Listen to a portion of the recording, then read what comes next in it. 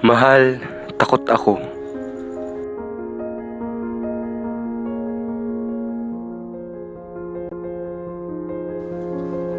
Ayoko sanang gambalain ang gabing ito. Gambalain ang lungkot at pagkalito. Ayoko rin sanang gambalain ang sarili ko sa pagkabahala na okay lang na ganito.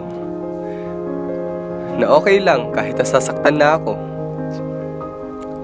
Pipilitin na maging masaya sa kabila ng lungkot na aking nadarama. Pagkabalisa na sana narito ka at handang punasan ang luha na unti-unting pumapatak na. Dahil sa pagkasabik na makasama ka, mayakap ka, matitigan ka ng malapitan, makakwentuhan ka ng pangmatagalan, makaharutan ka ng walang katapusan. Ayoko sanang isipin yung mga bagay na ikalulungkot ko, ikalulungkot mo, ikalulungkot nating dalawa. Ayoko sanang maging topic natin sa chat ay puro pagkamis, pagkasabik, takot, lungkot. Ano ba? Pagkamis, sa kadahilanang namimiss na kita. Pagkasabik na mayakap ka. Magkalapit naman ang ating mga mata. Labi, balikat at dibdib, pero parang wala ka. Lungkot